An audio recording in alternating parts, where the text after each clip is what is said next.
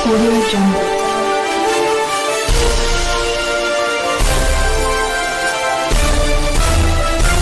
Audio Jungle.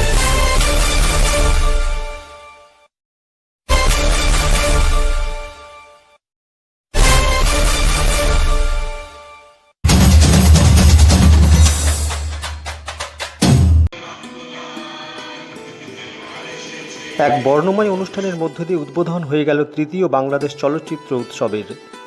5ই ফেব্রুয়ারি নন্দনে আয়োজিত চলচ্চিত্র উৎসবের সূচনা লগ্নে প্রধান অতিথি হিসেবে উপস্থিত ছিলেন গণপ্রজাতন্ত্রী বাংলাদেশ সরকারের তথ্য মন্ত্রণালয়ের মন্ত্রী ডক্টর হাসান মাহমুদ এমপি।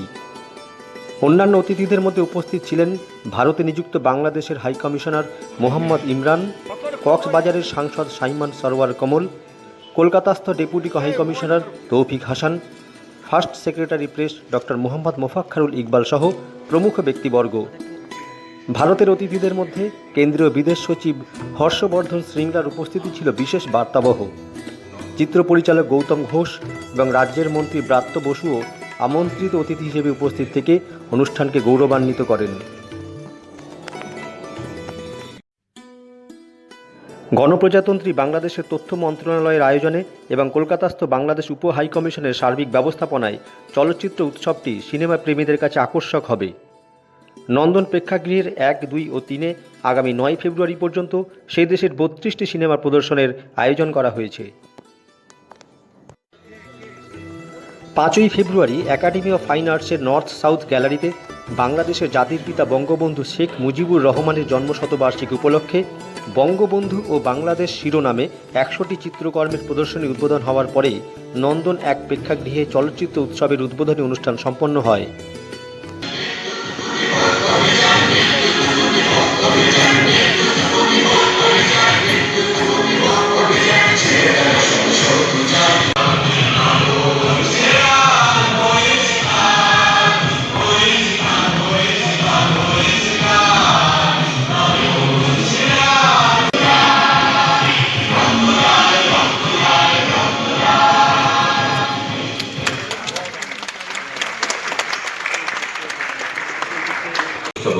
উত্তরীয় করিয়ে তাকে আমরা সম্মান জ্ঞাপন করি। Government of India is here with us in this third Bangladeshi Film Festival inaugural session. Hey, মোবাইলটা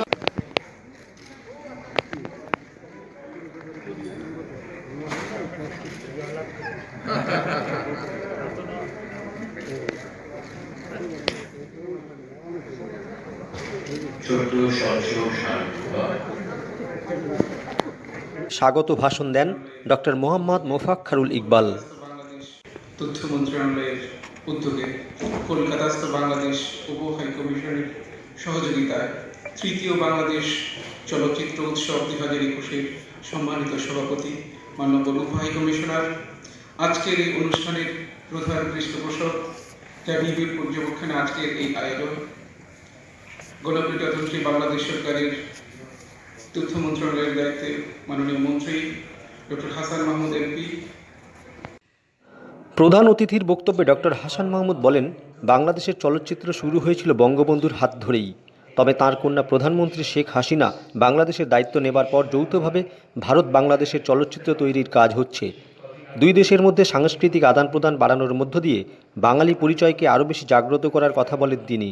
আমরা রাজনৈতিকভাবে বিভক্ত হয়ে যাওয়ার পর আমাদের যে দুই বাংলার মধ্যে সাংস্কৃতিক যে আদান প্রদান, যেটি আরো ব্যাপক হওয়া প্রয়োজন ছিল, দুঃখজনক হলো সেটি হয়নি।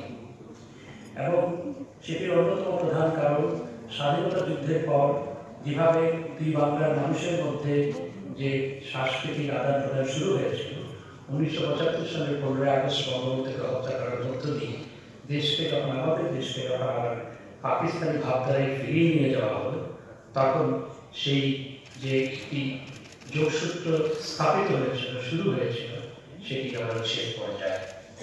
তারপর বঙ্গবন্ধু কন্যা জননেত্রী শেখ হাসিনা আবার সরকার গঠন করার পরেই দুই বাংলার মধ্যে সাংস্কৃতিক আদান প্রদান থেকে শুরু করে সমস্ত কিছু আবার জোরালোভাবে করার প্রয়াস নিয়েছে। সেই ধারাবাহিকতা আমাদের দেশে এখন চলচ্চিত্র আদান প্রদান হয়। সেই ধারাবাহিকতার কারণে জয়া হাসান দুই বাংলায় ছবি করতে পারে কিংবা অন্যরাও দুই বাংলায় ছবি করতে পারে। বা আপনাদের ঋতুপর্ণা ঘোষ কিংবা অন্যরা বাংলাদেশে গিয়ে ছবি করতে পারে এবং দ্রুত প্রযোজনায় ছবি হচ্ছে এবং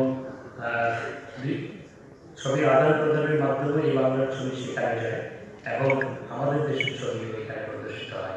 এটি কিন্তু বঙ্গবন্ধু কন্যা জননেত্রী শেখ হাসিনার নেতৃত্বে এটি শুরু হয়েছে, আগে কিন্তু ছিল না।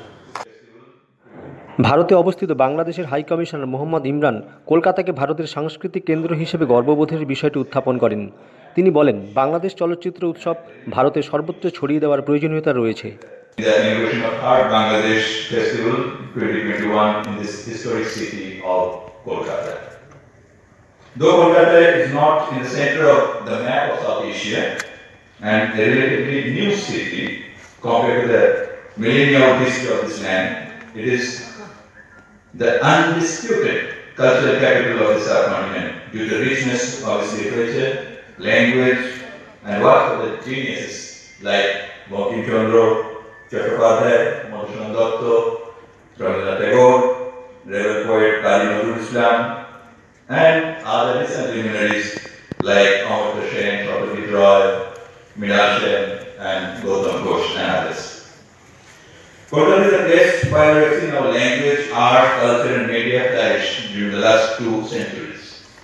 Kolkata residents are known for their love, adoration, and passion for art and culture. So organizing a cultural event or an artistic event in Kolkata is always very special, and it's a proud moment for any Bangladeshi to have a cultural festival, be it an art exhibition or a film festival organized in the city of joy. Due to our shared history, today's independent Bangladesh and Indian state of West Bengal have common social and cultural practices. But the language movement of 1952, our struggle for independence, which was led by father of the nation, Bangamundra Sheikh Mujibur Rahman, have defined and shaped the tone and tenor of every aspect of our cultural and artistic expressions.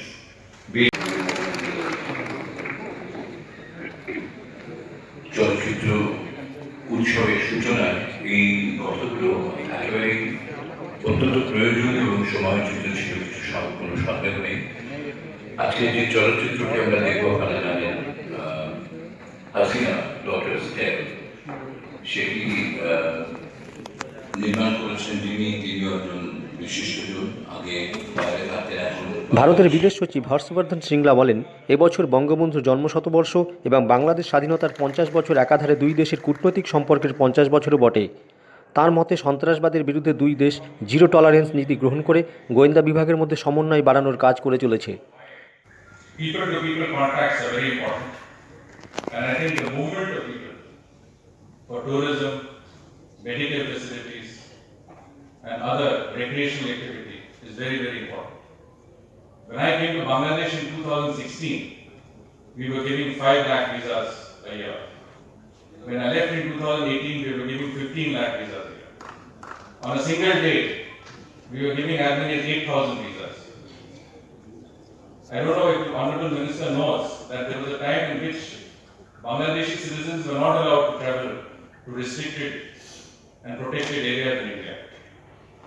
Today, Bangladeshi citizens can go to Ladakh, can go to Sikkim, can go to different parts of India. There is no difference in many senses, as some of the artists who spoke before me very correctly pointed out, between our two countries, between the people of our two countries. We share the same language, we share the same culture, we share the same spirit of liberation. And that is, I think, what is very, very important.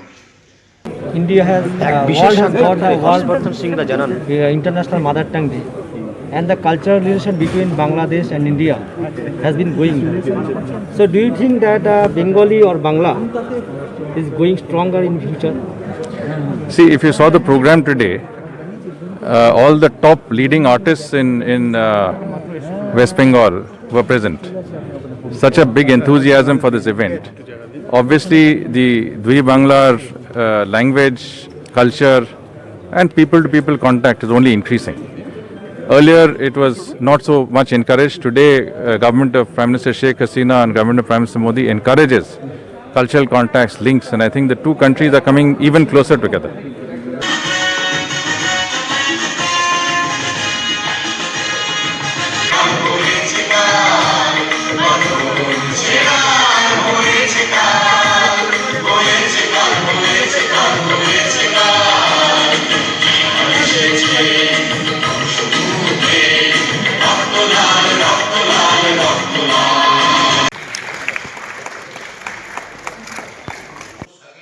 রাজ্যের মন্ত্রী ব্রাত্য বসু বলেন, কঙ্কনা মনে করে দিতে চাইছেন যে তার মানে তার পেছনে কি কোনো এমন কোনো একটা ভয় কাজ করছে যে একটা মনোনৈতিক প্যাটার্ন হিন্দুস্তান আমাদের মধ্যে একটা বহু বৈচিত্র্য, বহু ভাষাভাষী, বহু ধর্ম, বহু পোশাক, বহু অভিব্যক্তির মতাদেশ চাপিয়ে দেওয়া হচ্ছে। আমাদের জিরো টলারেন্স হতে হবে সংস্কৃতিতে। মনে রাখতে হবে রাষ্ট্রের বিরোধী স্বর শিল্প সাহিত্যে থাকবে, সেটা সবসময় রাষ্ট্র বিরোধিতা নয়, সেটা রাষ্ট্রের যে অন্তর্গত ভারসাম্য, রাষ্ট্রের যে অন্তর্গত যে প্যাটার্ন, সেই প্যাটার্নকে অনেকটা ঠিকঠাক করার জন্য সেই সমালোচনাটাকে ঠিকভাবে নিতে হবে। So zero tolerance about terrorism and zero tolerance about culture, both আর বোথ।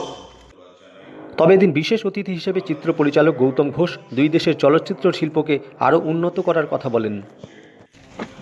বাংলাদেশ চলচ্চিত্র খুবই গুরুত্বপূর্ণ, তার কারণ চলচ্চিত্র উৎসব ছাড়া তো বাংলাদেশের ছবি আমরা দেখতে পাই না, সেটা খুব দুঃখের ব্যাপার। বাংলাদেশ সবাই সালমান খানকে চেনে, এখানে কেউ শাকিব খানকে চেনে না, এটাও দুঃখের ব্যাপার। ফলে এটার দিকে নজর দেওয়া উচিত। আমরা 25 বছর ধরে 30 বছর ধরে চেষ্টা করছি দুই বাংলার আদান প্রদান, কিন্তু হয়ে ওঠেনি। একমাত্র যৌথ প্রয়োজন ছাড়া আমরা দেখতে পাই না বাংলাদেশের ছবি। এর ফলে আমার মনে হয় আমরা বাজারটাকে সংকুচিত করে রেখেছি। আর আমি এটা নির্দ্বিধায় বলতে পারি যে আমাদের দুটো ইন্ডাস্ট্রি হচ্ছে কুঁয়োর ব্যাং, তারা বেরোতে চান না এবং বিশ্বমানের বাজার তৈরি করার চেষ্টা নেই। এটা কিন্তু অত্যন্ত গুরুত্বপূর্ণ বিষয়, এটা আমাদের ভাবতে হবে। তার কারণ আমাদের থেকে জনসংখ্যায় তামিল তেলেগু অনেক কম, আমাদের দুই বাংলার বাঙালি যত রয়েছে সারা বিশ্ব জুড়ে, কিন্তু আমাদের ছবির প্রপার ডিস্ট্রিবিউশন নেই, মার্কেট নেই। এটা কিভাবে করা যায় সেটা দুই ইন্ডাস্ট্রিকে ভাবতে হবে, সরকারকে ভাবতে হবে।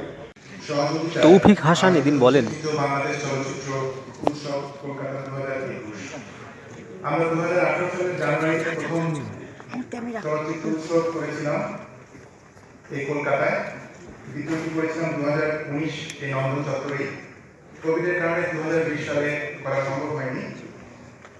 তবে গত দুবারের অভিজ্ঞতা, আপনাদের স্বতঃস্ফূর্ত আগ্রহ ও উদ্দীপনা আমাদেরকে আবার অনুপ্রাণিত করেছে, উৎসাহিত করেছে এবছর চলচ্চিত্র উৎসব আয়োজনে। সীমানা পেরিয়ে একটি উৎসব হচ্ছে, এটি আসলে সত্যি সাধনা জানানোর মতো। আর সবচেয়ে বড় বিষয় হচ্ছে এদিন বাংলাদেশের অভিনেত্রী জয়া আহসান, অভিনেতা রিয়াজ এবং পশ্চিমবঙ্গের চিত্র পরিচালক সৃজিত মুখোপাধ্যায় শুভেচ্ছা বক্তব্য রাখেন। উদ্বোধনী পর্বে হাসিনা এ ডটার্স টেল চলচ্চিত্রটি প্রদর্শিত হয়। আগামী দিনগুলিতে নডরাই, গন্ডি দুপুর, আয়নাবাজি, দেবী, কাঠবিড়ালি, ইসমাইলের মা, শাটল ট্রেন, মুসাফির, জন্মসাথী, অজ্ঞাতনামা ইত্যাদি সিনেমাগুলি প্রদর্শিত হবে।